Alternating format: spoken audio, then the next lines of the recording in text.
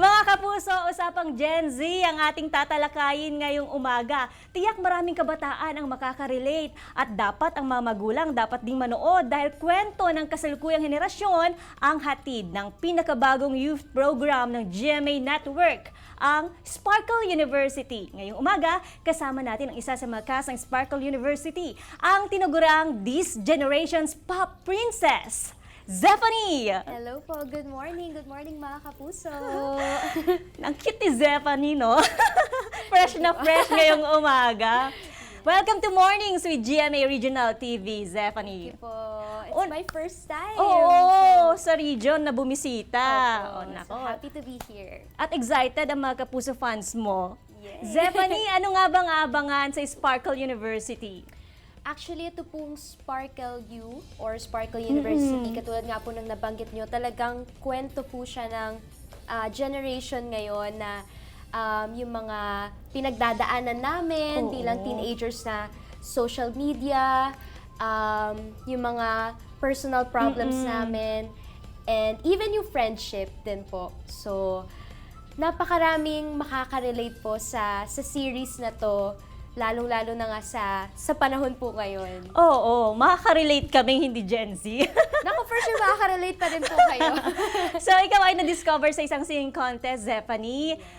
Kung ngayong araw, ano bang kanta ang babagay sa'yo? At of course, inaantay ng iyong kapuso fans na sampulan mo rin kami. Ay, actually, napaisip nga po ako kung anong song. Siguro, dahil alam ko po na ngayon nasa journey pa rin ako na i-accomplish yung mga goals ko and yung kumbaga masterpiece ko. So I think yung song of my life right now is Masterpiece by Jessie J. Sino po ba marinig? Yes! Okay. I still fall on my face sometimes and I can't color inside the lines cause I'm perfectly incomplete. I'm still working on my masterpiece and I wanna hang with the greats. Got a way to go but it's worth the wait. No, you haven't seen the best of me. I'm still working on my masterpiece and Wow! Yan. Ang galing! Nako naman, maganda na nga, magaling pang kumanta. Wow. Saan ka pa, Zephanie? Yan! Zephanie, so from singing, acting na rin ang ginagawa mo. May adjustment ba? Malaking adjustment po siya kasi never ko na-imagine na mag-a-act po ako.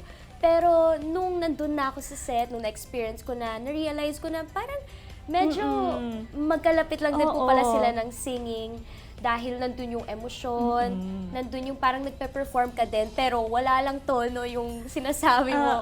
And na-enjoy ko po talaga siya. I think it's something na i-work on ko pa po para mas magawa ko yung best ko sa susunod na project if ever man. Oo. Sa Sparkle University, sino ang karakter mo dito? I'm playing the role of Susan Gara. So siya po yung parang, hindi pala parang, siya talaga yung best friend ni Bekang, pagpasok ni Bekang sa Sparkle U ulit. At ayun, doon yung malalaman. Kung nanonood kayo, malalaman nyo kung ano yung relationship nila ni Bekang at ng iba pa niyang mga friends. At makakaaway din sa Sparkle U. Oo, yun na nga. Speaking of kaaway, friends, meron ka na bang frenemies? Sa university? Akala ko po sa real life eh. Well, sa real life, wala, to be clear. Pero sa Sparkle University, I think, hindi ko po masasabi na walang naging frenemy si Sue.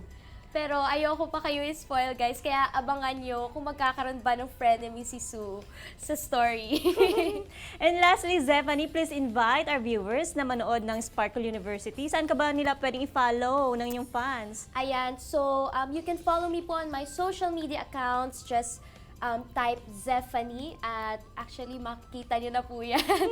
And of course, mga kapuso, every Sundays at 6 p.m. Sparkle U. Abangan nyo po yan. So, yun. Maraming salamat po sa patuloy niyong panonood at pagsuporta. At yes! Maraming salamat, Zephanie, at ingat ka palagi.